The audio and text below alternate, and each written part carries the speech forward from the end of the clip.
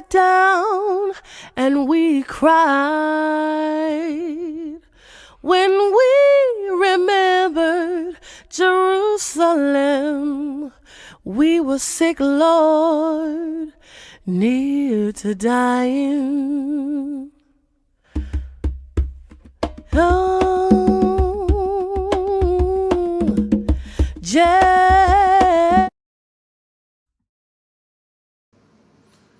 Shalom, shalom, family. Welcome to another Tanakh review. My name is Zurishaddai, one of the teachers of congregation D.C.B, CHOKMAH, located in the Red Hook section of Brooklyn, New York. Thank you, the Most High God, creator of heaven and earth, for life, food, clothing, and shelter, wisdom, knowledge, and understanding. Thanking all of you for joining us again. I'm wishing everyone an early Shabbat Shalom. Thanking everyone for allowing us to enter your homes on a weekly basis. We don't take it for granted. We thank the creator of heaven and earth for allowing all of you to be here. We don't take for granted that, the week that we've had, we don't know what might have happened. Maybe certain situations might have happened, but you're here today, and we pray that the Most High God will keep us all safe and sound, especially with the cold weather that is arriving or has arrived upon some of our cities, and the snow and the ice. And so we pray that the Most High God will keep us all safe as we leave our homes every day and return us back home. So thank you, the creator of heaven and earth, once again for life, and I pray that the Most High God will continue to bless each and every one of us. Today we will be going over portion Wayeishev, and for that, we got the Crown Prince. We got Nasik Zurishaddai. He's all the way in the windy city of Chicago, and he's with one of his one of the brothers from old Ben King, and Chief Kershaw. Yeah, I know his name. I just trying to put it in the right space. I would say colleague and a friend. Our brother Chief Gershom. How are you, Chief Gershom? Anito, Shabbat Shalom. Shabbat Shalom. You see that ancient face. You see that beard. He's with the Nasik. He's one of Nasik good friends, and they're gonna be taking it over today. So, how are you doing, Nasik? Great, Purification. We'll be going back over highlighting some things in the Sidra, come up Parasha, part of the Sidra Wayeishev, and hopefully be able to disseminate some knowledge and stimulate some thoughts. So, ready for me to begin? It's on you. Go ahead. You got it. All right. First of all, I give praise to the Superior Eternal Universe, God of my forefathers, God of Abraham, Isaac, and Jacob. Due respect to the platform I'm on, the D.C.B channel platform.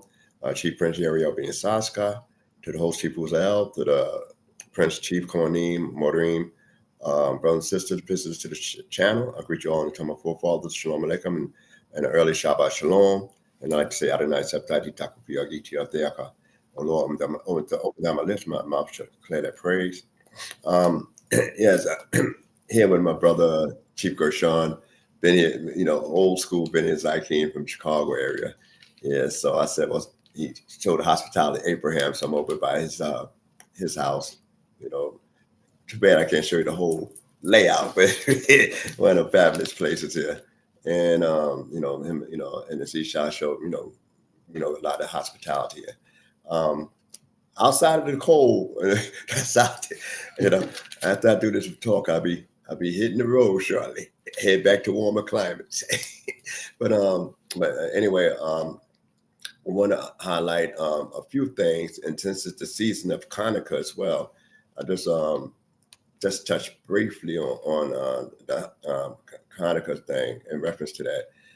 When we talk about menorahs, we talk about the Hasmonean rebellion against rebellion against oppression from the Syrian Greeks, and I know quite a few people from different Israelite communities still not, observe it, and and they say it's not because it's not in the book, but the book was already been canonized by the time they start jotting down the Maccabees portion, the Hasmonean thing as well.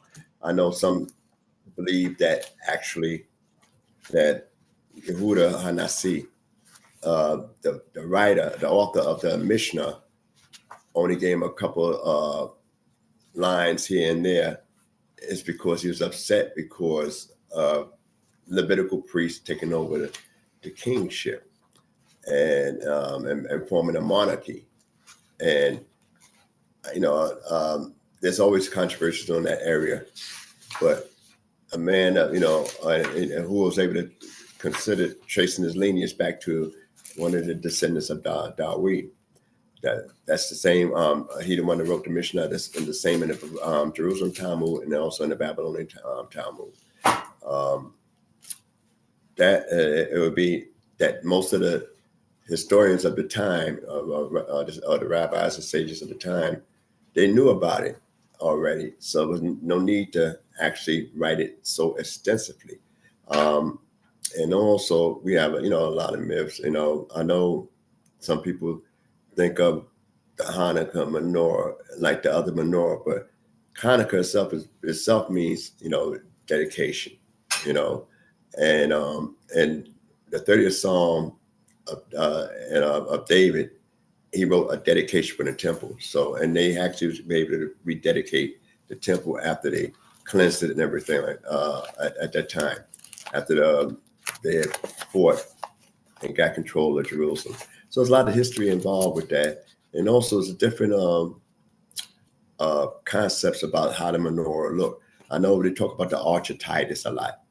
And most people figure since the Romans destroyed the temple in 70 CE, that when they built the Arch of Titus, which some years later, which was actually a tribute to Titus by his brother Vespasian.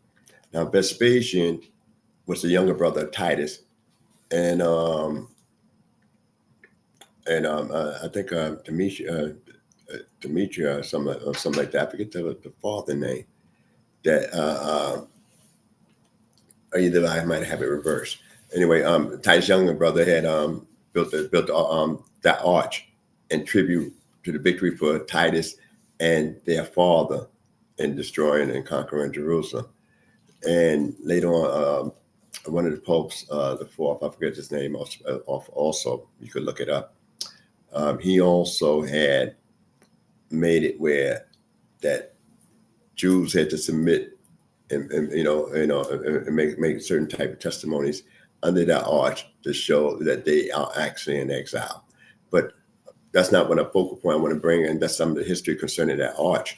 Is about the shape of the menorah. And then most of the people I know, Israelites I know, is from the city of New York. And they know most people see one of the headquarters of the Lubavitch community, which is mostly the headquarters on Eastern Parkway in Brooklyn, New York, 7070. Though they have a menorah that they have that's more lineal, with angles, and it's not a curvature like we normally see over the Arch of Titus. And they say, well, which one is it? Is it the curvature, which has the curves to it, like we normally see most menorahs or candelabras, as you would say in English, or is it those lineal? And there's a lot of issues concerning that. But the one in the Arch of Titus, what they bring out and discuss, is that it has like a dragon on the shaft. I mean, we just know how it's supposed, what it's supposed to consist of, but we don't actually have a picture of it, and the beaten works and stuff like that. But we have what it should have, if I say the outline in words, how it should look. But we don't actually have an image itself of that one. But we know that Solomon had built made 10 more than he put in the temple. So some might say it might have been one of those that's reminiscent of the arch. That's the Arch of Titus, what they call the Arch of Titus, that his brother had built in dedication for his victory and their father's victory together over Jerusalem. So you can look that over, mull over. And I know we always see the controversy about, finding an apocrypha about the oil lasting for 8 days. What you find, it was that it was unique that they found an oil with the priest's seal still on it after the temple been desecrated for a while.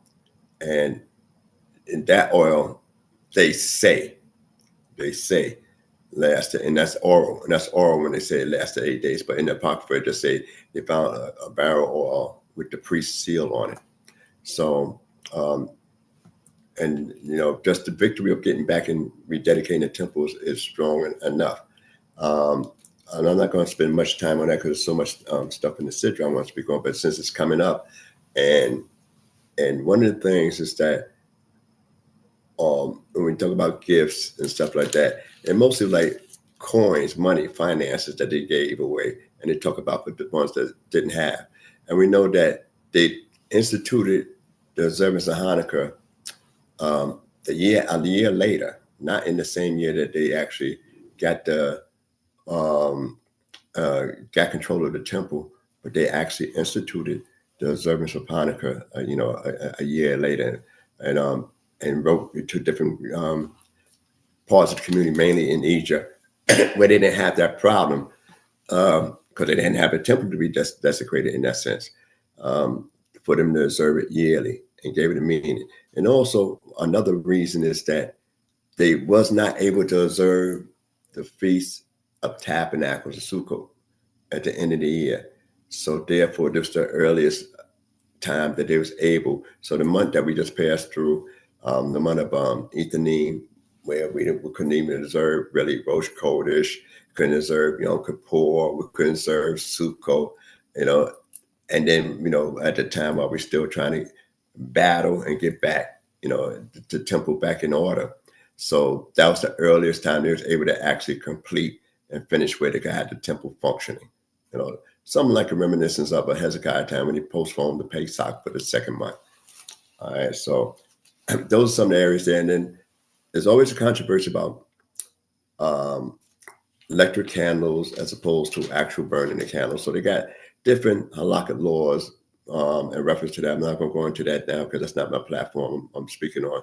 I just figure I would say a few things since it's right upon us this year, and it'll be upon us by the time you see this video, and also it'll be some days left to the observance of Hanukkah for those that want to observe it, and it's not in a violation. But that's we don't consider it for mainstream unless important day, simply because it's a day of not only emancipation, liberation from a tyrannical regime, but also to rededicate ourselves back to the service of the Creator. So we got, there's a lot of other things that could be spoken on your various teachers that do, observe, and maybe they, you could bring those questions to them as opposed to that. Those that's really strict had to actually light a candle, and they had two different schools of thoughts. I just want to share this last thing with that. One from the school of Hillel and one from the school of Shammai. From the school of Hillel, they say you light a candle each day. And they got their reason that they bring that out. The school of Shammai, they say you light them all up and you distinguish one each day. So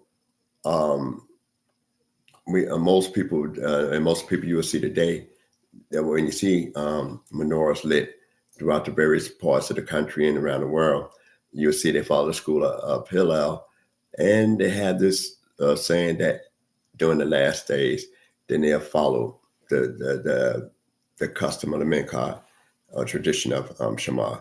So all this if you're really interested in it, you just go, look it up and do the research in it, and you'll get much more of an extensive thing concerning certain traditions, observance, and certain myths will be, eradicated, and certain truth will be supported when you actually do your own particular research. And it's just quite a bit to be explained in this particular setting. So with that being said, now let's bring you back to the portion. I didn't finish the last portion, Wayeishev, but I want and I stopped short of Jacob meeting his brother Esau, and I always can't emphasize enough archetype as opposed to stereotype. Archetype is actually what the person is, and stereotype what people perceive it the individual to be. So, and we always, when we study Torah, we got to always try to search and look for the truth of certain areas in Torah. So I'd like to go back just a little bit and read the blessing that before I get into the meeting, what Isaac said concerning the first blessing that Jacob posted, it was that Jacob stole from him. And when he panned out, play like he was Esau. Oh, and I also like to address some things I've seen in the comment. I'd be remiss if I didn't say that as well. From I think Chief Malak, and I'm glad he took interest to even listen to the video. I know we don't that it doesn't say why Leah was hated, just that God seen that she was hated.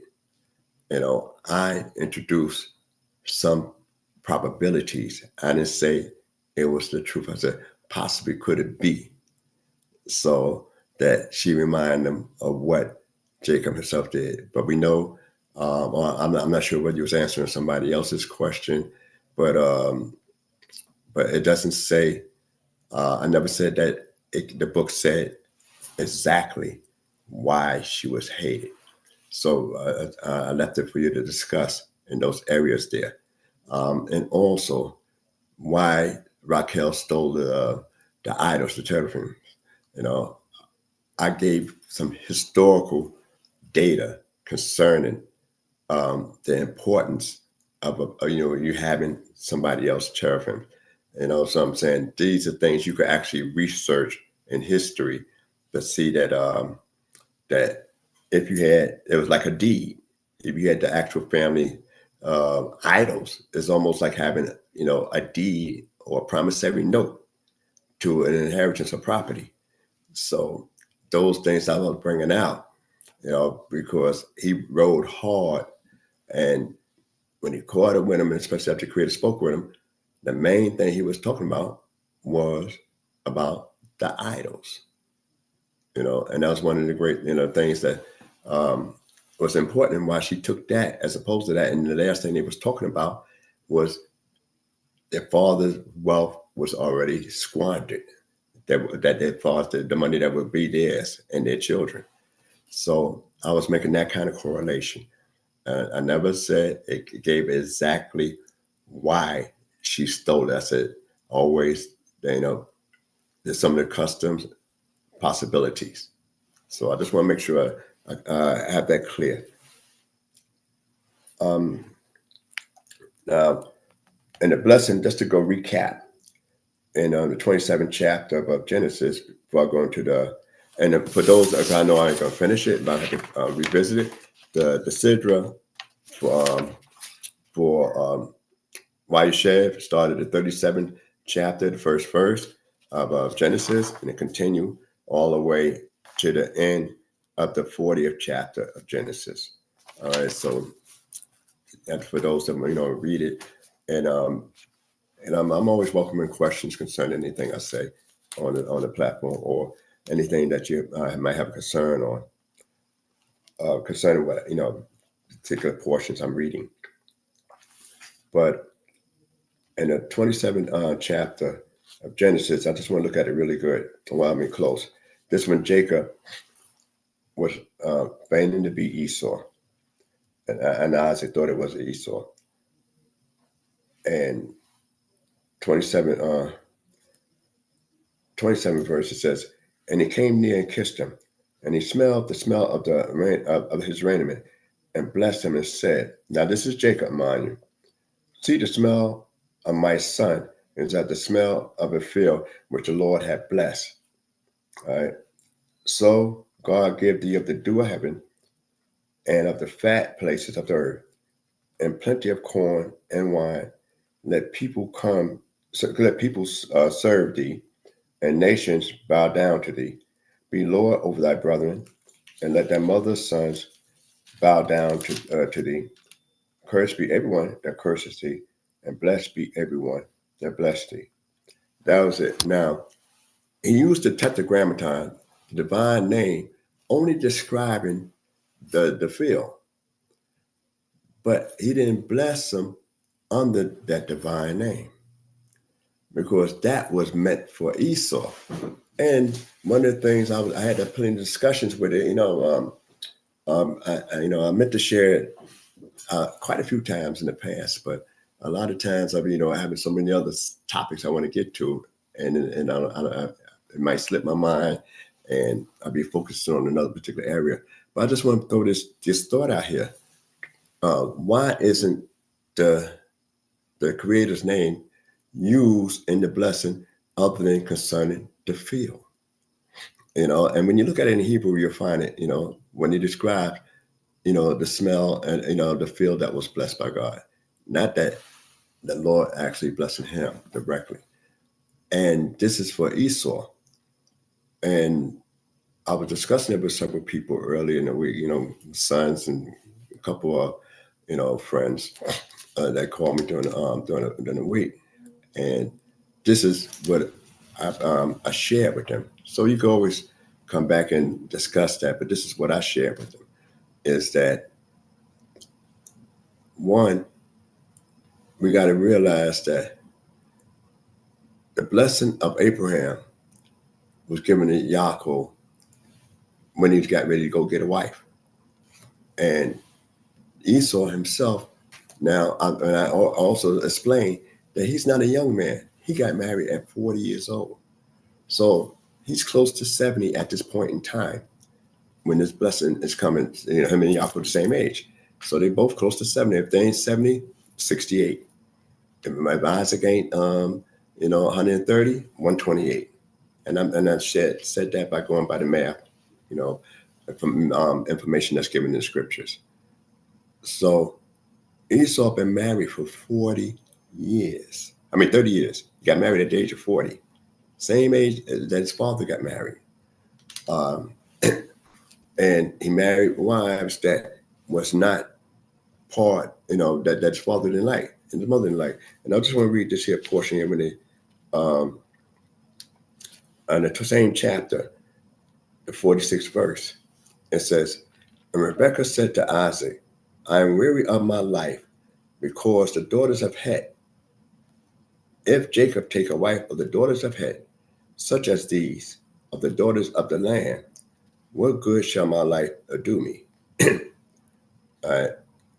And Isaac called Jacob and blessed him, and then we know about the blessing that we talked about already. But I just want to go back to skip a few verses down. And it said, and we'll pick it up from the 6th verse of that same chapter, 28 chapter, 6th verse of Genesis. Now Esau saw that Isaac had blessed Jacob. All right. That means that this is the second blessing, not the first. Esau saw the second blessing. So he's present. All right. I blessed Jacob and sent him to Padan Aram to take a wife from thence. And that as he blessed him, he gave him charge, saying, Thou shalt not take a wife of the daughters of Canaan. And that Jacob hearkened to his father and his mother, and was going to Padan Aram. And Esau saw that the daughters of Canaan pleased not Isaac his father.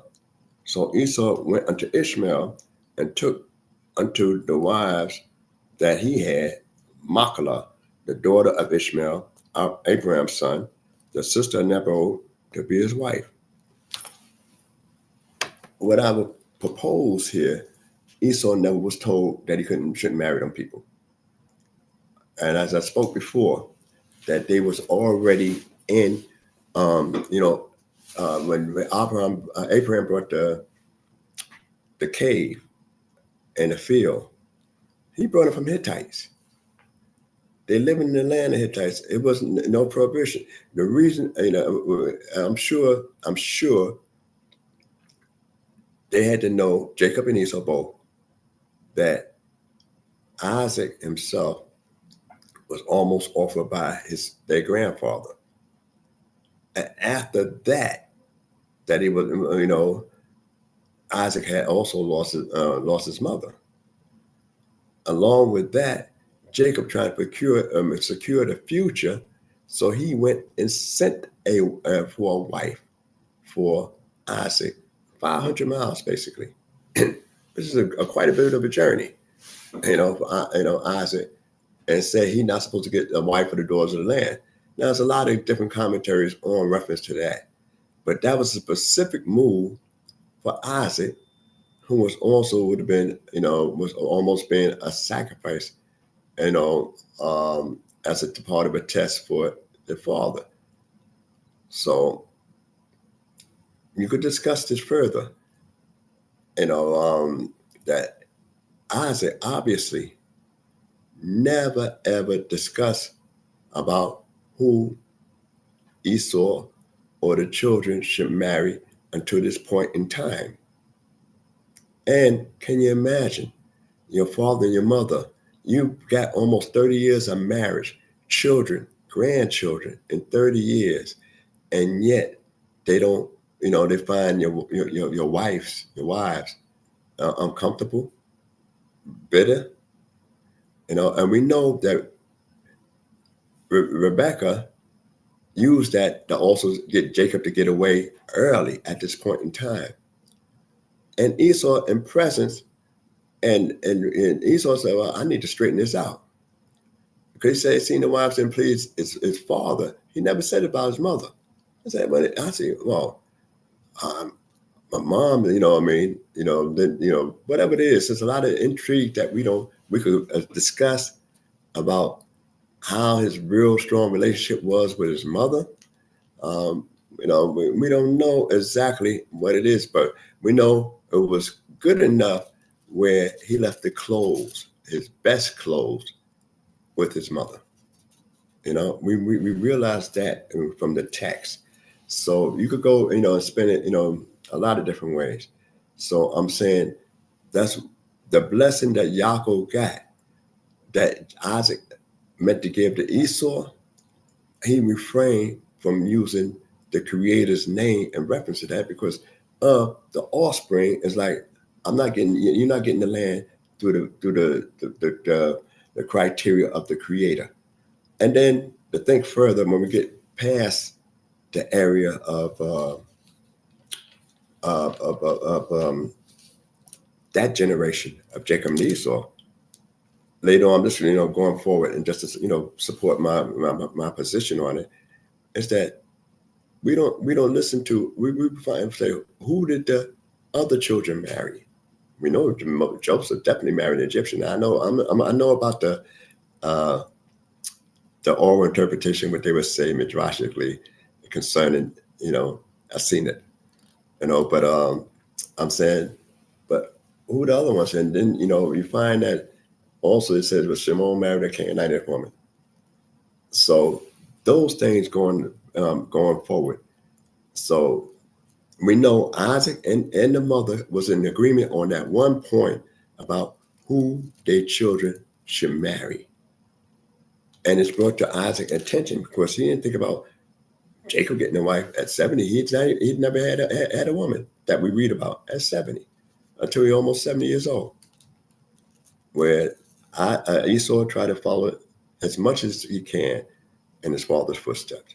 I just want to bring that up to lay out certain things and then how he tried to correct things when he see that it displeased his father. And so as I go forward, we go back to this meeting. When he and it said before I go into the actual point,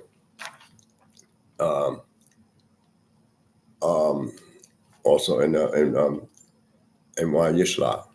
So when Jacob meets Esau in the 33rd chapter, it says, and starting from I'm gonna start from the top of the chapter. I might as well let you do a little something if you were. Sure.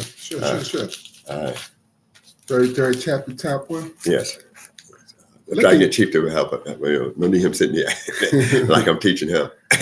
Looking up, Yaakov saw Esau coming, accompanied by 400 men. He divided children among Leah, Rachel, and 2 maids, putting the maids and their children first, Leah and her children next, Rachel and Joseph last.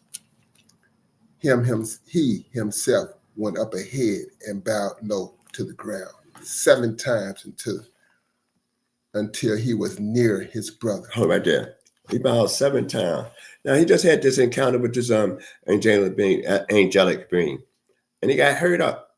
Can you imagine? You wrestling with an angelic being, and you get hurt when he said, "Let me go," and he said, "I won't let you go unless you bless me." And then he touched him and hurt him, and he's still in a lock. And say the angelic being got hurt. We know that Jacob really, the result, got physically hurt in that encounter. So, and this is immediately after that encounter. So, what's that part of the plan to make him, more humble, look more beaten down, look more weary? Because then we're going to find out, and I'm just going to read part of it concerning, look at part of it concerning the actual meeting. So he bowed 7 times. And why 7 times to the ground? Could he, he couldn't walk. He had a bad limp, which we know, he actually got injured in that battle. But it's, let's see what you got in 6th verse. 6th verse. Then the maids. Oh no, 6th verse is 33. Yeah, that's where I am. 6th verse 33. Oh, I better read. You want me to continue? Oh, okay. Let me continue. Well, I might have to pick up from here. Esau ran to greet him, and he embraced him, falling on his neck, and he kissed him and wept. Hold it right there. Now, Yaakov approaching Esau. Esau was riding, riding with 400 men. They coming, entourage. And he gets off the run to his brother and meet him and kiss him, Now, and, with this, the phrase here,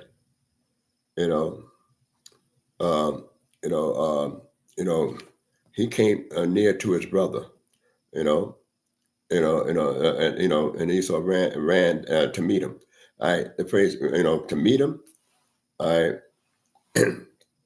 a lot of people figure, it's a ruse, but you find something similar to that particular line of this encounter with Moses and his brother Aharon.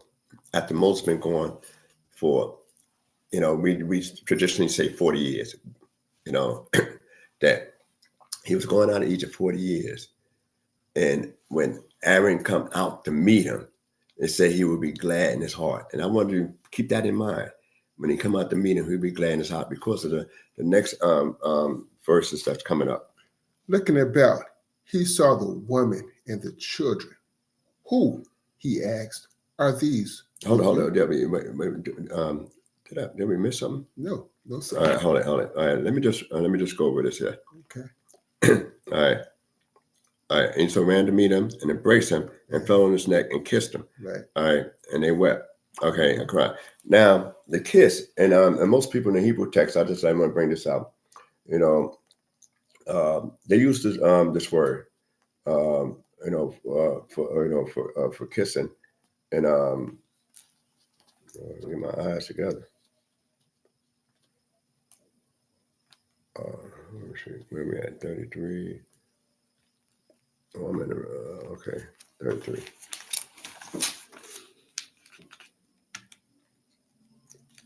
One moment. Okay, they use this word here, and most times you'll find in the Hebrew text, you know, Wayeishev, I for the word, and he kissed him. But in most of the times in the text, you're gonna find dots all the way across every letter, 6 dots over each individual letter, and that's unusual. I forgot the technical term that you referred to it in rabbinic literature, but that's an unusual thing. Why over those particular letters? And it's always a question and debate. Was the kiss genuine? You know, and I heard the different arguments in reference to that. But in short, I would say it's genuine. He ran to him and met him and kissed him, and it's always a split debate whether it's genuine or not. So when people had their controversy about different issues in scriptures, some of them's mostly a more popular side, where a minority side on a viewpoint. But this here, it's almost 50-50 in reference to that. Depends on who you ask. I'll be on the side that there was it was a genuine love and a kiss for it. And I'll revisit that and support my point in this area here. Concerning that later on. And they wept. So that means they both cried, and they said, well, why would Jacob cry? Well, he the one did the wrong. Why would Esau cry? He the one that was done wrong in the past, So now you wonder about the 400 men. But if you figure it's genuine, why would Esau come with 400 men? And I happened to be at Shalom in Chicago yesterday, and they were discussing certain things about Jacob first exiting out the land of Egypt. One brother, and he was using more of a rabbinic approach, midrashic approach, in reference to Eliphaz, attacked Jacob and took all his stuff, pretty much, and made him destitute, where he left over with just a staff in his hand. Now we know, and I try to avoid many midrash. I just share partial that one of the midrash said that he had stuff and it was taken. And and I said it stand to reason. If his father was sending him to get a wife, he knew how his father sent him. Abraham sent to get Rebecca for Isaac. So you can't imagine him leaving with no stuff. So I said that part, I could see that he wouldn't leave, empty. Isaac wouldn't send him out empty. Isaac wouldn't send him out empty. I need to focus on that and express that. Isaac would send him out empty like that. Now, if he's trying to flee, and that's one of the things I had to, I'd say, I don't focus on too much midrash when I discourse in the book, because everybody agrees what's written in the Parasha, the simple text.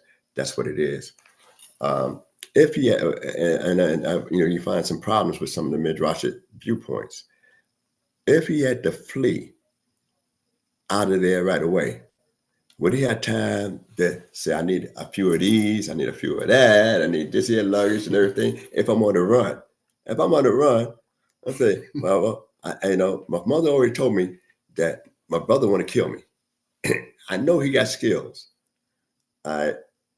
and though I'm strong and everything like that, and it shows he has strength, physical strength.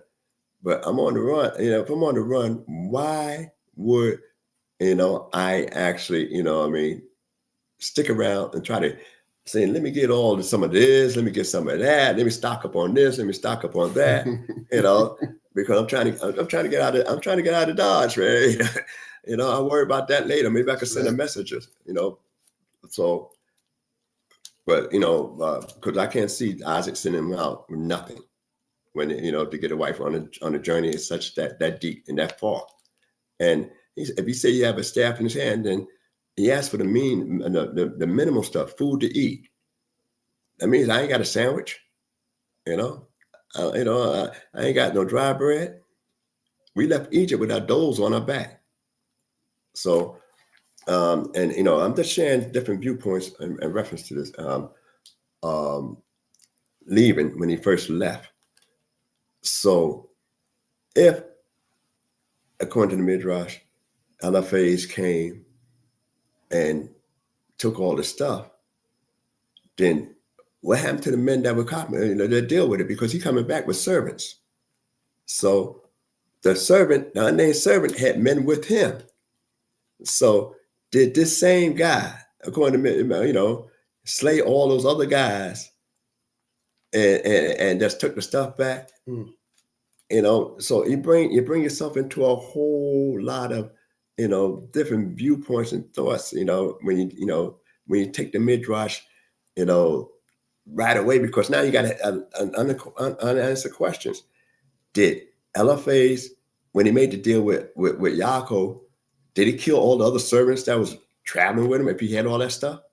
Because he can't, handle all these creatures by themselves.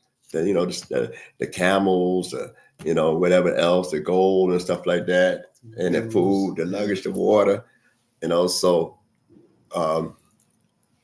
those bring up a lot of questions.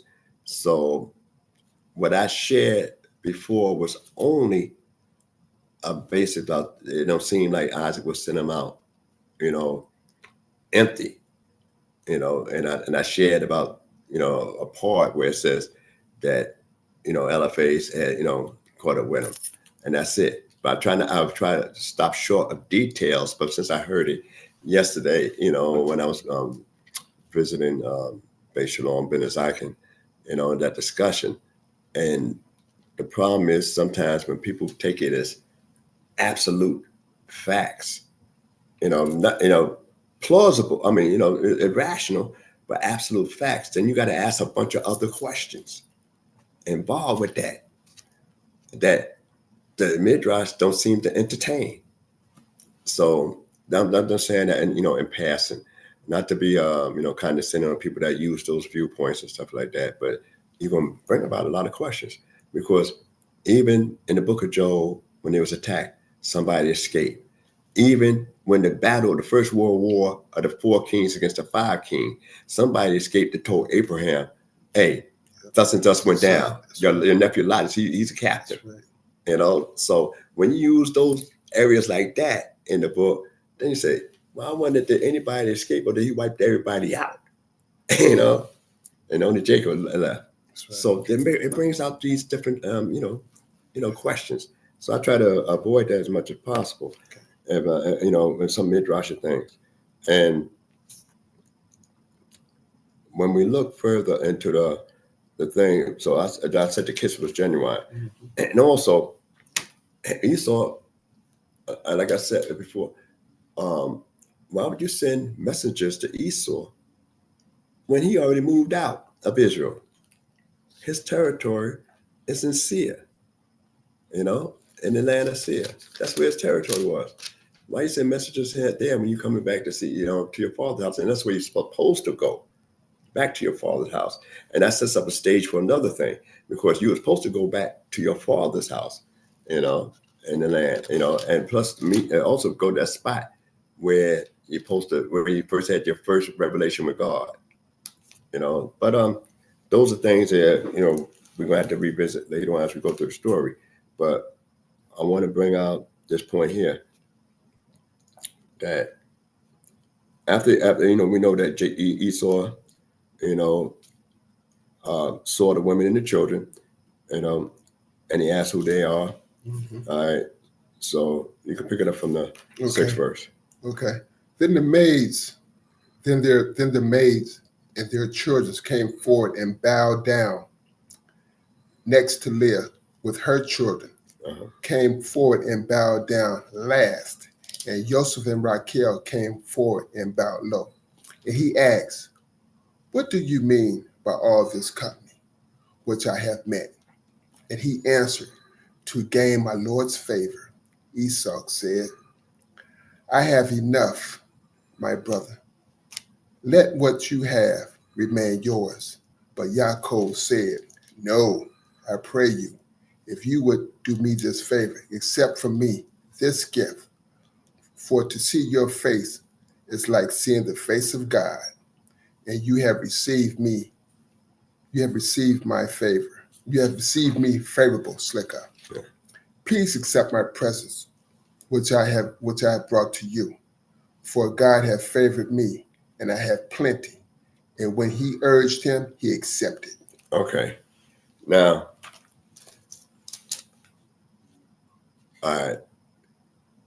Esau used the term, "I have enough." Yaakov used the term, "I have plenty." That's right. Now, when you have enough, it's something to say, I could use some more. When you have plenty, that means I have more than abundance. So terminologies there is different, and people look at that and consider that. Now, when Esau traveled to 400 men, that could be a royal escort for his brother. Because he passed the bands, the 3 bands that were sent out, and he asked him concerning that, and also the place that Esau had dwelled, he had to conquer, and there was no little guys there, there was giants there. So Yaakov moving with a family like that and worried about war, but not thinking about raids, guys that's coming up there that's robbing and pillaging. So he's not even thinking concerning that, for war, but though he prepared for war, Esau had all warriors. That's right. And so, and as a brother coming, and he's going to meet his brother, and, and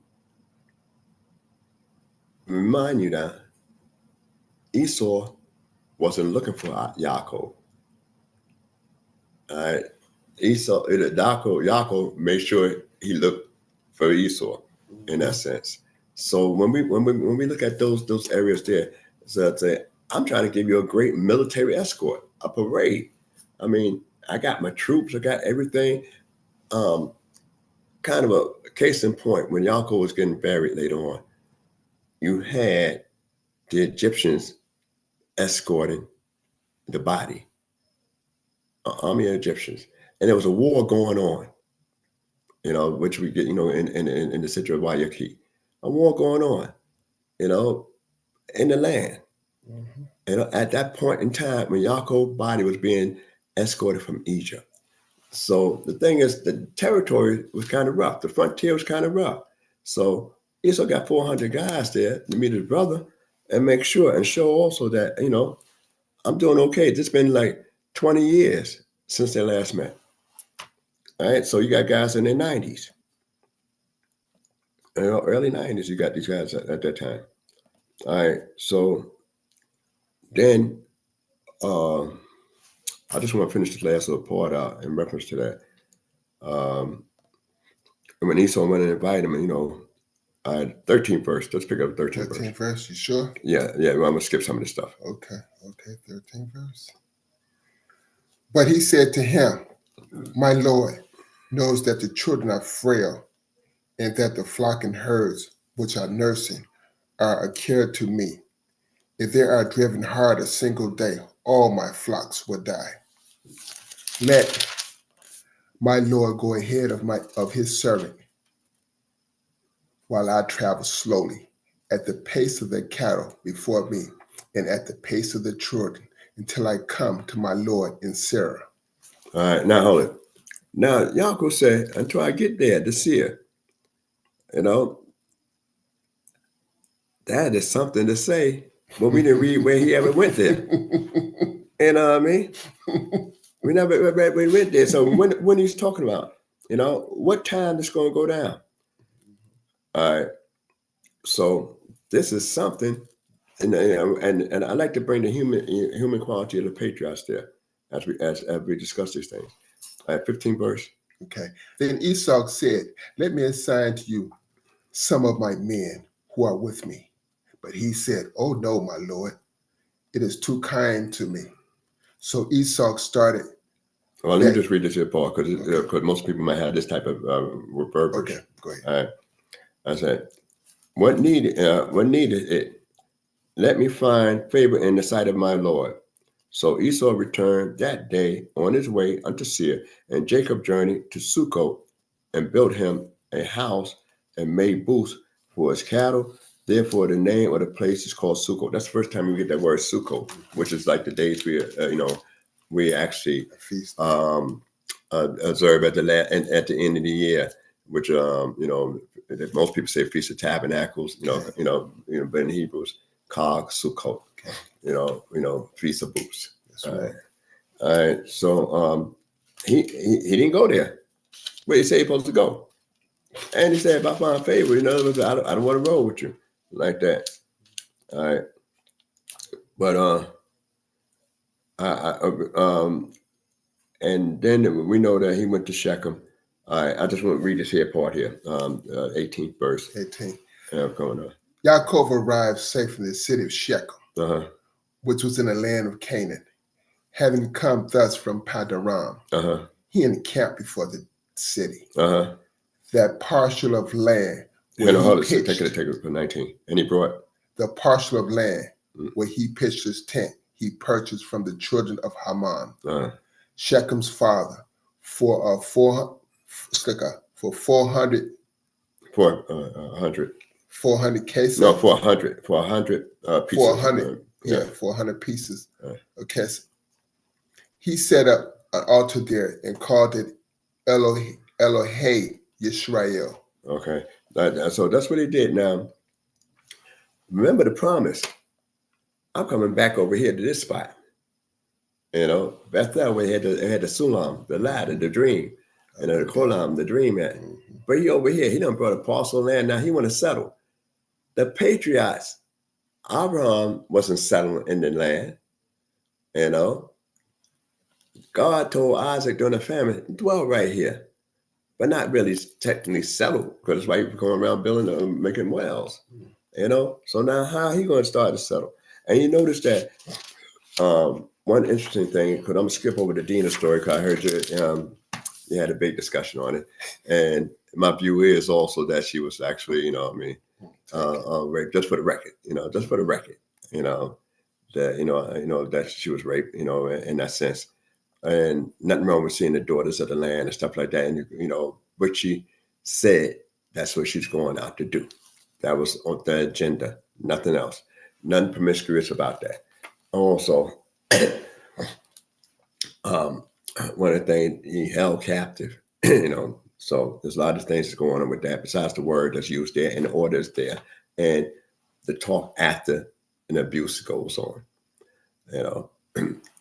So, I'm not going to focus on that right now, but she's not presented before Esau.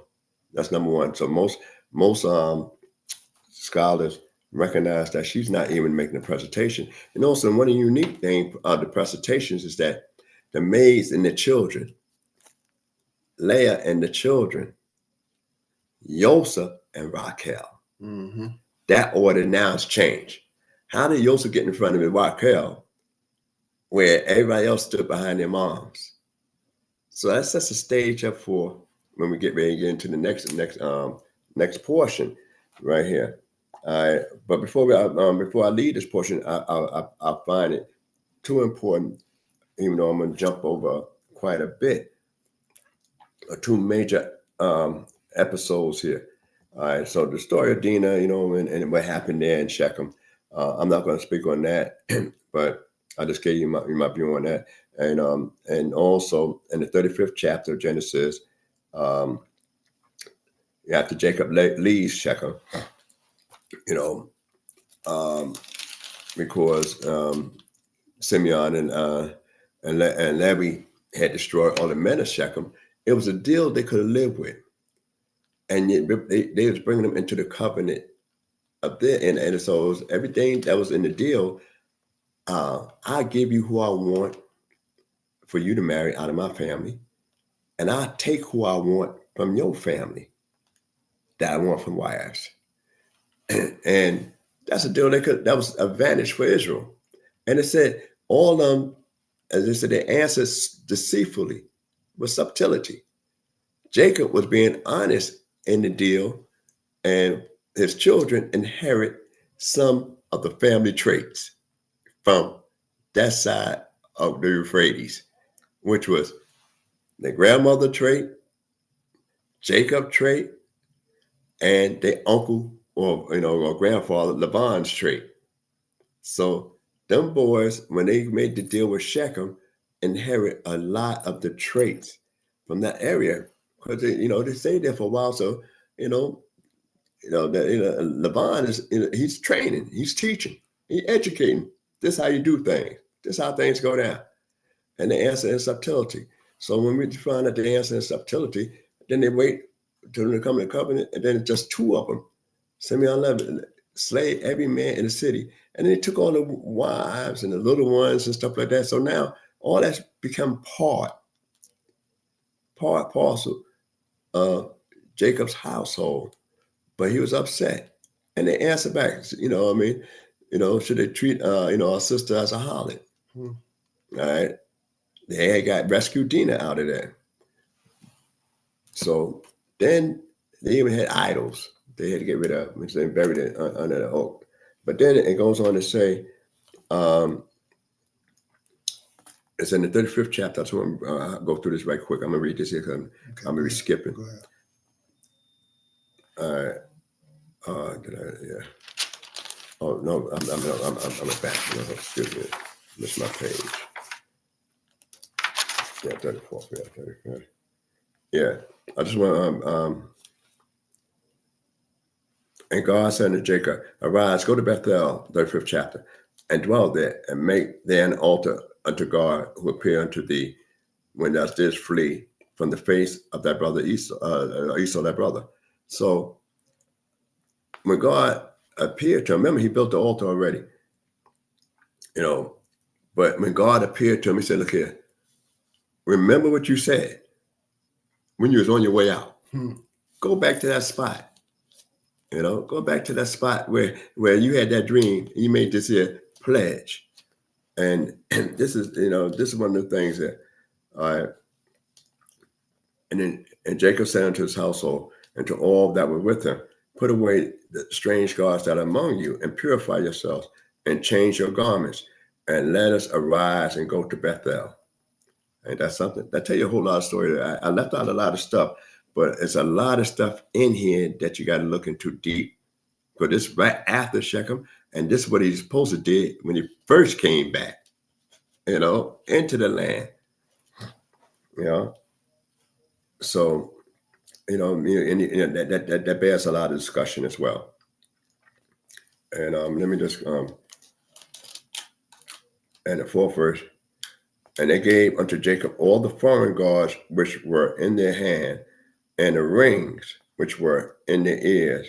And Jacob hid them under the terebinth, which was by Shechem.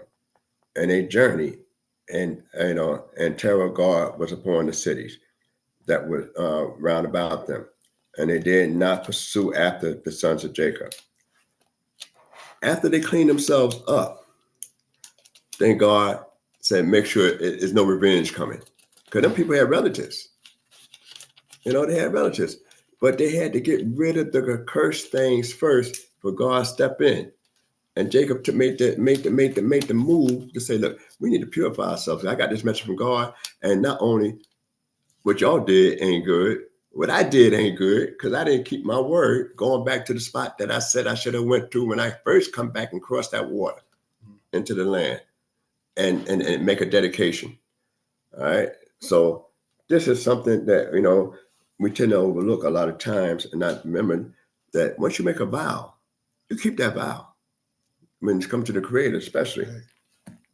All right. All right. And all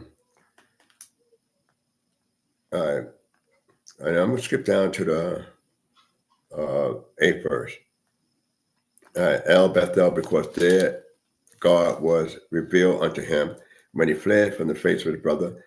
And Deborah, Rebekah's nurse, died, and she was buried below Bethel under the oak, and the name of it was called Alon Bakot, you know, oak of weeping.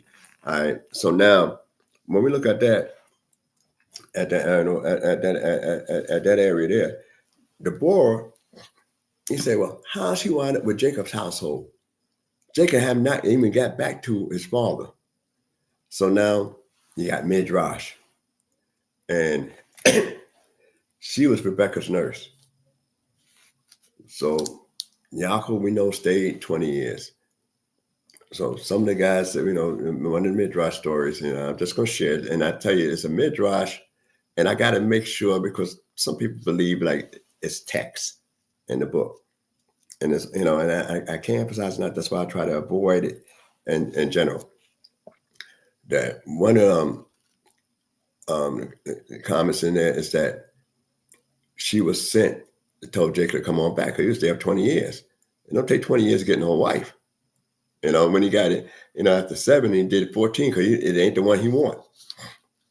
And then 6, I need some money. So all that is 20 years. So they say she became part of the household. And also, one viewer said, well, we know that Yaakov, that's never mentioned in the scriptures, ever met his mother again on the return. You never hear about Rebecca and on the return. You just hear about the nurse, Deborah. And so, there's a lot of comments in reference to that. All right. So now when we get to the 9th verse, and God appeared to Jacob again. And when he came from Padan Aram and blessed him, and God said unto him, thy name is Jacob. Thy name shall not be called, be called anymore Jacob, but Israel shall be thy name. And he called his name Israel. And God said unto him, I am God Almighty, El Shaddai. Be fruitful and multiply. A nation and a company of nations shall be of thee, and kings shall come out of thy loins. And the land which I gave unto Abraham and Isaac, to thee I will give it, and to thy seed after thee will I give the land. And God went up from him in the place where he spoke with him. And Jacob set up a pillar in the place where he had spoke with him, a pillar of stone. And he poured out a drink offering thereon, and poured oil thereon. That's the first time I read about drink offering. And Jacob called the name of the place where God spoke with him, Bethel. All right. And they journeyed from Bethel, and there were still some ways to come to Ephrat. And Rachel travailed, and she had hard labor. And it came to pass when she was at hard labor, that the midwives said unto her, fear not, for this also is a son for thee. And it came to pass, as her soul was departing, for she died. Interesting, the way the word is phrased. Her soul was departing, for she died. That she called his name Benoni, but his father called him Benjamin. And Rachel died and was buried in the way to Ephrat. The same is Bethlehem. And Jacob set a pillar upon her grave. The same is the pillar of Rachel's grave unto this day. And Israel journeyed and spread his tents beyond Migdal Eder. And it came to pass, while Israel dwelt in the land, that Reuben went and lay with Bilhah, his father's concubine, and Israel heard it. All right. So now we know Rachel died, and she named her son Benjamin. Benjamin is referred to. Now, Yaakov named him Benjamin. Then imagine going through life with a name like son of my sorrow. That's rough. That you caused your mother to die. That psychologically would make an imprint on it and on the guy. So he said, "No, this son of my right hand, I'm gonna hold him close." And that's most people, the majority of people is right-handed, so they usually look at that as a thing of a compliment, strength as well. Joseph himself, Benjamin never got a chance to know his mother, and Joseph at a young age lost his mother. So that's just the stage for a whole nother area there. So, and now as we go forward, and this is the wife that Jacob actually loved. And I want to just read this last part before I go into the area of the dreams, because I know I'm not going to finish that as well. Now the sons of Jacob were 12. And we know about who their parents is and stuff like that there. But then I'm going to skip all the way down. All right. So, and when they say born in Paradamaram, we know Isaac was born. Benjamin was born right there in the land. He wasn't born in Paradamaram. So there's a lot of controversy on that, but I'm not going to focus on that right now. And Jacob came unto his Isaac, his father, and Mamre, to Kiriath, the same as Hebron, where Abraham and Isaac sojourned. And the days of Isaac was 180 years, and Isaac expired and died, and was gathered unto his people, old and full of days. And Esau and Jacob, his sons, buried him. So now, I'm skipping to the Sidra from that point. All right. What we find here, Esau made a vow to himself. Not allowed. He set in his heart. So now, when people say, well, did he violate because he set in his heart? And that's what we read when he said, mourning for my father's at hand. Therefore, I will slay my brother Esau. That's the mystery that I say pay attention to, because if you said it in your heart, how did so-and-so Rivka heard it and bring that out to Jacob? Mm-hmm. And if you think of something in your mind, well, a vow got to be verbalized, not just a thought. It got to be verbalized. So when we think that Esau didn't keep up with his vow, it tells you straight up in the book that he said certain things in his heart. And you could think things, but when you say things, they tell you what others out your mouth you're supposed to keep.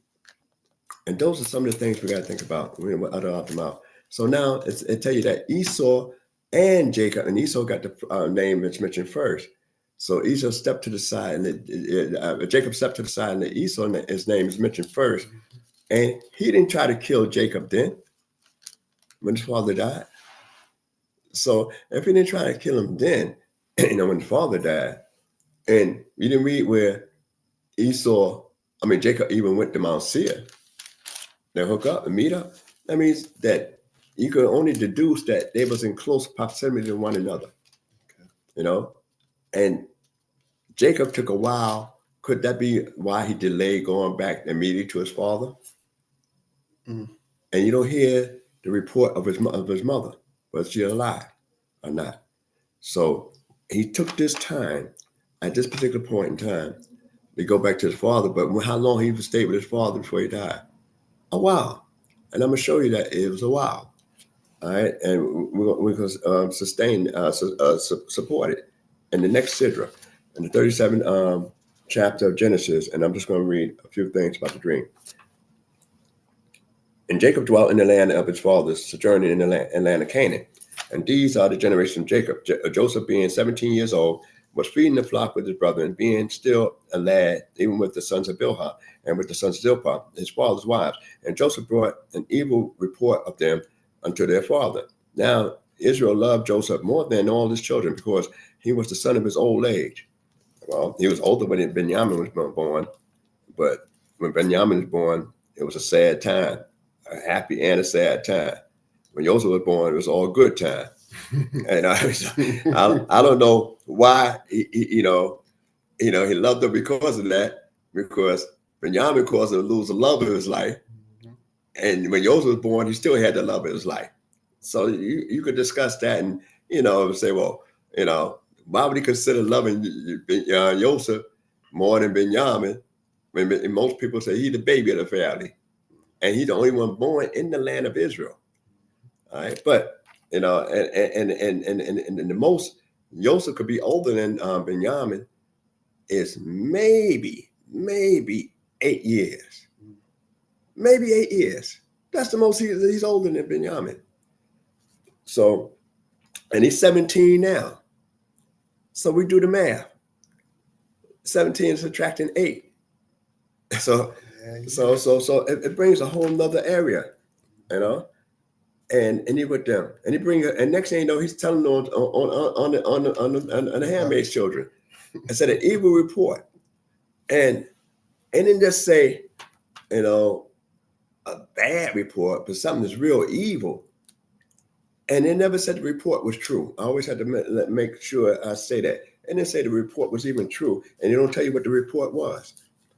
And then it goes on and said, now Israel loved Joseph more than all his other children, because he was the son of his old age, and he made him a coat of many colors. And when his brethren saw that their father loved him more than all his brethren, they hated him and could not speak peaceably unto him. Well, didn't Jacob learn something from his past, from his experience growing up? And yet it's different if you say, I'm going to buy him a coat. I'm going to purchase it from a merchant passing through. But he didn't even say, well, I got servants and stuff like that. I had so-and-so make you a coat, design you something. We find here that actually Yaakov himself was able to be a tailor. He was a designer. He made him a coat, and then with a coat of many colors, that means that he has some serious skills, in that area. And the brothers, and it took a time, and says, and it's special. And we know coat of many colors and multicolors, and especially at that time, was a symbol of royalty. They used the word, katana pasim, coat of many colors. But the word katana is used, and the first time you read it is in Genesis with Adam and Eve, when it says that God made Adam and Eve coats of skin. All right, that's the first time that word is used. This time it's used with Joseph. The next time you find the word used is with the priest garment, the linen, and it used the word katana in that area. And then it's another time. Let me see. I hope I didn't forget that. I try to use a lot of things in memory so I can remember when people ask me questions. But I say, wow, it'll come back to me. There's another time where the exact term is used for a coat of. Let me see. Was it Tamar? Oh yeah, Tamar. Dawi's daughter. When she was attacked and raped by her brother, they used the word katana, pasim. She had a garment or a coat of many colors that was torn when her brother raped her. So those are 4 times. And it said the garments, what was in common is that it's prestigious. because Adam and Eve made by the Creator, and He the first one to make one. But it just called it a ketonet in our skin. That's prestigious. Here in Joseph's time, it was sent to him out as the guy. And then when we with Aaron the priest, he's a man of authority, and he had to have a particular garment, a linen garment, especially when you go into the Holy of Holies once a year.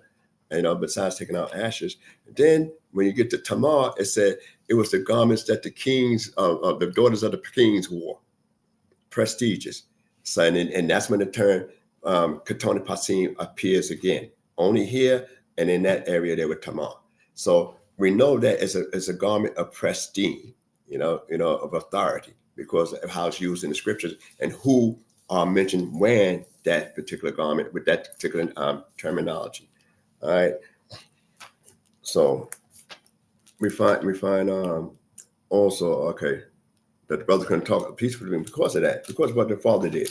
And then we know that they're talking about, and Joseph dreamed a dream and told it to his brothers, and they hated him yet the more. All right. We always talk about the two dreams. It's three dreams here that Joseph had, and we only know about two. All right. And they hated him from the first dream. Now, I'd like to know what that first dream was that they was mad with him about. But they hated him before he even told them the dream, because of what their fathers did and what they saw.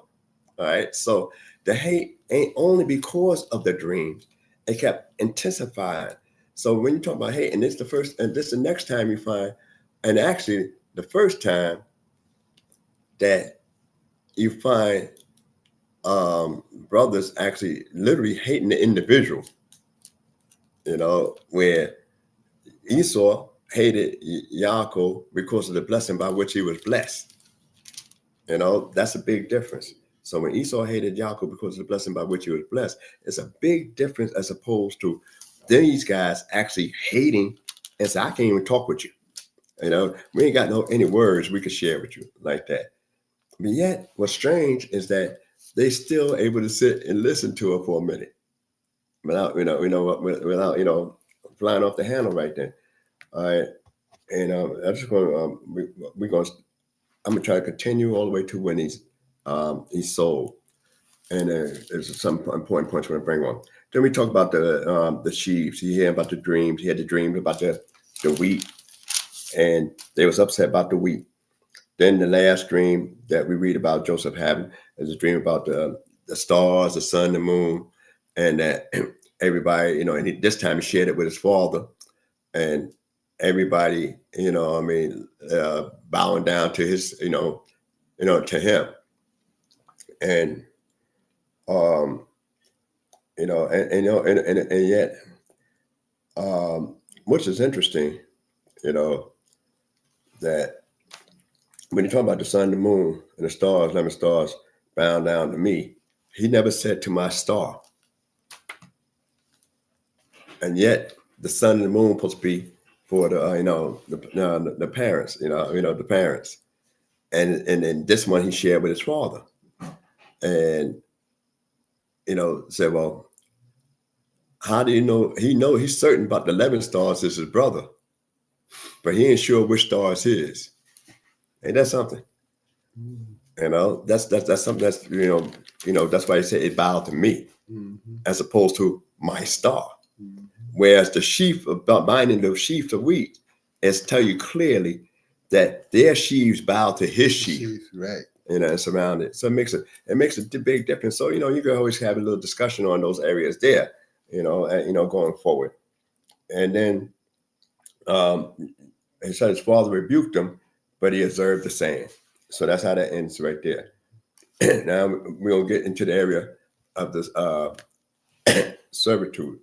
All right, and the 12th verse, it says, good morning, Professor. And his brethren went to feed their father's flock in Shechem. And Israel said unto Joseph, do not that brethren feed the flock in Shechem? Come, and I will send thee unto them. And he said unto him, here am I. And he said to him, go now, see whether it is well with thy brethren and well with the flock. and bring me back word. So he sent them out of the vale of Hebron, and he came to Shechem. Now, didn't we just read about them doing damage on in Shechem? How angry could you be? And how sure can you be when you're going back, when you done wiped out a whole city? Now, we know Jacob had brought a parcel of land over that neighborhood too, as well. But Shechem, and Hebron is a good little distance away. I think if I recall correctly, maybe 17 miles distance, So Joseph had to travel a good distance to find out how the brothers fare, and then come back and double back on that distance. Let us follow know how they're doing. So I mean, he just going for the reconnaissance mission. You go out, see what's going on, come on back. Was Jacob trying to protect them? Say, I know how these guys think. These guys are dangerous. It ain't too long ago they wiped out two of them just wiped out a city. And if I could read Laban's expression, shouldn't I be able to read my own son's expression when they're growing up, when they're upset, when they're about ready to get to the brink of the end? Didn't I have an issue with my brother that I couldn't read his expression too well? I just read the reports wrong. So this is Jacob being Jacob. So, and we know Benjamin's not with him at this time. And the 15th verse it said, and a certain man found him, behold, he was wandering in the field. And the man asked him, saying, what seekest thou? And he said, I seek my brethren. Tell me, I pray thee, where they are feeding the flock. All right, before I get to the 17th verse, how do a man find you, in the field? Was that man looking for you? I mean, if I find something, that means the individual, that thing is either abandoned or something like that, or is lost. It was somebody lost it. But here it is that a man found Joseph. So that's a strange thing. There's a lot of commentaries in reference to that, but I leave that for people to discuss. Why all of a sudden this unknown man discovers Joseph, and it says he finds Joseph. And what do you mean by finding him? Find him in what state? What kind of mental state? What kind of spiritual state? So all those things you could, you might want to discuss. And Joseph don't say, ask him, do you know my brothers? So that's information there. Joseph didn't ask, do you know my brothers? Because if he's found, he didn't ask the man's name. The man didn't ask Joseph's name. And he said, tell me, I pray thee, where they are feeding the flock. So Joseph assumed this guy was to know him. This is some of the things we got to ask when you're going through the story, because that information is missing. And the man said, who's this unknown man, they are departed hence, for I heard them say, let us go to Dothan. And Joseph went after his brethren and found them in Dothan. That's something. This sets the stage later on when Joseph, finally get to the top, of Egypt. That's the second guy. He travels so far, look for brothers that he can't get along with, that hate him, and yet when he get authority figure, he don't even go back to look for his father and family and see if they're all right. That makes you think. How is it you follow your father's command at a young age to seek the welfare of the brother, and you're supposed to bring back information, and then when you get in the power of authority, that you don't even go back and say, look here, I got that same welfare of seeking that information concerning my father in there. So it makes you wonder about this, how deep do family scars go? And so that's why we like, we like Genesis, because you find a lot of psychological problems going on in the story that you say, well, wow, that seems strange. When we talk about, we had, Dr. So-and-so, when psychiatry dealing with this, and you laying on the couch and explaining your stories and trying to solve your problem. We're reading problems here in the scriptures, and we got to try to make sense of it. And it goes on to say in the 18th verse, and they saw him afar off, and before he came near unto them, they conspired against him to slay him. And they said one to another, behold, this dreamer cometh.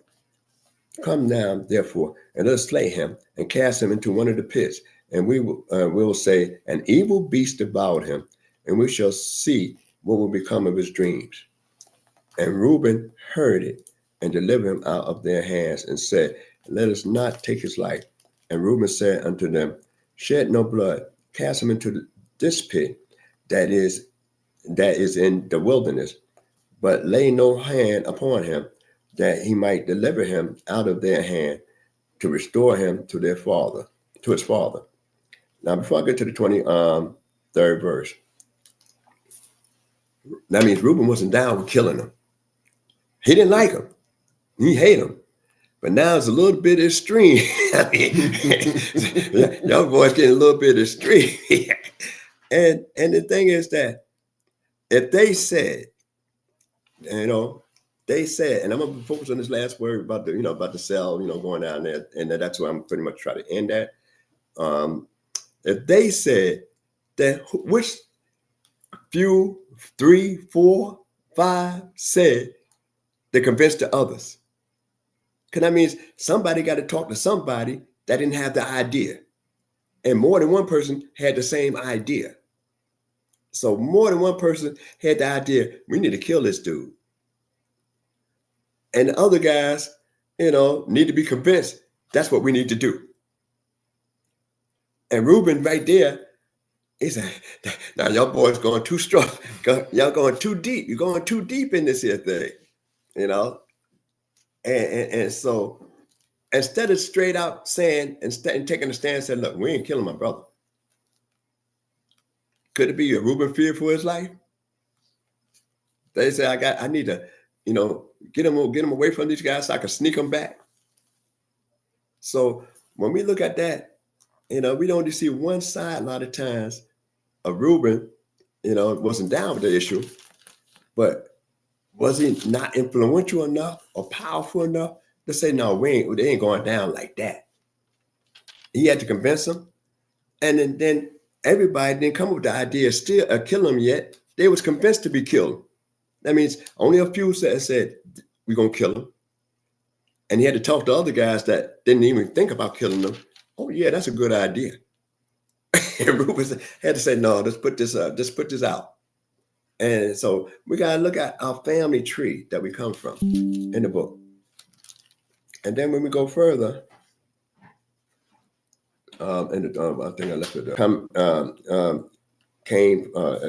caravan of Ishmaelites came from Gilead with their camels bearing spicery, bombs, and laden, going to carry it down to Egypt. And Judah said unto his brethren, what profit is it that we slay our brother and conceal his blood? Come, let us sell him to the Ishmaelites, and let us not let not our hand be upon him, for he is our brother, our flesh. And his brethren hearkened unto him. Now, before I go to the next verse, 28th verse, that means Reuben, they listened to Reuben for a moment. But that means that when we read this, when we just looked over the same verse, they still think about, we need to kill this boy. Because stuff gonna get back home. You know what I mean? Because how are we gonna get him out the pit? Knowing Pops, my father loved him more than us. And he'd been known to be a tattletale already. So imagine the story that this time could be true. That we thought about really getting rid of him and all that kind of stuff. So they still thinking after Reuben, and Reuben's not right here at this point in time. Reuben, and we find out that Reuben had stepped off whatever he was doing and separated himself from the rest of the brethren. So you got basically the other nine guys, because Benjamin's still at home, and Joseph already down in the pit. We got the other 9 guys, and Judah said, "Look here, no, man, we got to make some money off of this. We could do a little something different because he is our brother. We forget about killing him now. We could ease up on that, but we're going to get rid of them. We're going to get rid of them, that's for sure, you know, and make a profit. And that's what Judah's come up with. And now, like I said again, Reuben is not part of the plan. And there passed Midianites, merchants, and they drew and lifted up Joseph out of the pit and sold Joseph to the Ishmaelites for 20 shekels of silver. And they brought Joseph into Egypt. All right. I want to focus on the word they. Who pulled Joseph out the pit? That would be the question of discussion. All right. That'd be the operative question of discussion. We know what was the intention of the brothers. We know in prophecy it says you sold a brother for 20 pieces of silver. We know about that when we're being scolded later on during prophecy. But we don't know. We only can assume, and I leave that for y'all to discuss, who are the they that pull Joseph out the pit? Who are the they that actually sold Joseph? Now, in the past, I just give without focusing on the word they, just give a simple answer, and like that, and move on. Depends on what other topics I'm trying to stress in that particular point in time and an angle. But we don't know who pulled them out, and they make the discussion much more intricate. As Joseph said, I was stolen out the land of the Hebrews. So evidently, I didn't see my brothers having any hand in this. So who are the they? And so I leave that for you to discuss, as we go forward. And then in any interviews, I'll entertain that as we go further in the future. But I'm just going to finish this part here up, and it said, and 29 verse, and Reuben returned unto the pit, and behold, Joseph was not in the pit, and he rent his clothes, and returned unto his brethren, and said, the child is not. As for me, whither shall I go? And they took Joseph's coat and killed a he-goat. Now, why he-goat? That's another thing of topic to discuss. And dipped the coat of the blood, dipped the coat in the blood, and they sent the coat of many colors, and they brought it to their father, and it said, this have we found. Now they sent it out. Now this sent, we know the brothers didn't actually bring that directly to him themselves. And this, when they talk about the day there, because they would recognize it, and it said, and it said, this have we found. Know now whether it is thy son's coat or not. Now, how we know that this day will be sent by some other people other than the brothers? Because the brothers know what coat they like, they don't like. That's number one. It wouldn't be an issue. And also, if they found the coat, how come they didn't bring the body? It seems like you'd be more vigilant in that. So it fits the scheme better. And it said, and he knew it and said, it is my son's coat. An evil beast had devoured him. Joseph is without doubt torn in pieces. This is what Yaakov drew to conclusion. 34th verse. And Jacob rent his garments and put sackcloth upon his loins and mourned for his son many days. And all his sons and all his daughters rose up to comfort him. But he refused to be comforted. And he said, nay, but I will not. But I will go down to the grave to my son mourning. And his father wept for him. Now, this last part, before we get to the 36th verse, and his father wept for him, I want you to focus on that. Though we read about Isaac being buried, Isaac's still alive at the time. Isaac wept. And so the day I would propose, and you can discuss it further, that this is Isaac mourning for Jacob, not mourning for Joseph, but mourning for Jacob. That's why it says Father mourn for him, you know. But a lot of times we would read this and think Jacob mourning for Joseph, all right. 36. And 36 and said, and the Midianites sold him unto Egypt, into Egypt, and Potiphar, an officer of the Pharaoh, the captain of the guards. All right. We know the Midianites sold him, in Egypt. We don't know how much he was sold for there. we don't know what the price was. What was the bargain price or whatever it was, or a high price, and we know who brought him there, and that's it. So I'm gonna stop here. I will continue before we go into the next sidra, because I know I touched a little bit on the Hanukkah story and anything like that. Any mistakes been my own, and hopefully, if you have any questions, or statements, you address it to me, not necessarily the D.C.B channel, because you'll see the viewpoints is. Me being a exponent of BINAH YAH, so I'm teaching from the position I had in BINAH YAH and the learnings I got throughout the years. Also, I'll be remiss if I didn't compliment the brothers also at Shalom, BINAH YAH in Chicago.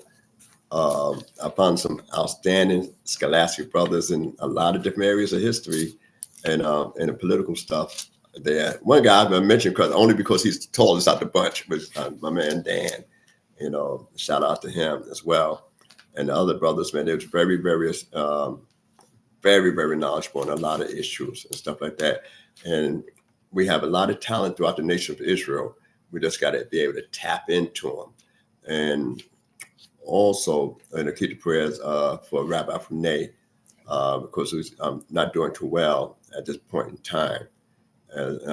So keep them in your prayers, those out there, and just listen to this podcast or whatever. And once again, any mistakes been my own. Enjoy the season and early Shabbat Shalom and Shalom Aleichem. And I'll be talking with you later. Chief. Chief. By the way, I'm a side out. Chief was working hard with the unit Shabbat as well. I mean, with the youth, he wasn't the hardest working young man around, So he's doing a lot of stuff with the Shabbat as well. So, and my shout out to my nephew Amos. We're getting stuff together. But that's it. Shalom Aleichem. Hallelujah. Torah Abba Nasik. Torah Abba Chief Gershon. May the Most High God bless us all. Don't forget to like, to subscribe, and to share the link. Praying that the Most High God will bless each and every one of you. Shalom, shalom. Hallelujah. Hallelujah. Let's get knowledge, wisdom, understanding. We'll do our standing. All praises to the Most High, His laws and commandments. The CHOKMAH BINAH here to push it through your speakers. Judgment, truth, and love should be coming from the leaders. Yeah, knowledge, wisdom, understanding. We'll do our standing. All praises to the Most High, His laws and commandments. The CHOKMAH BINAH here to push it through your speakers.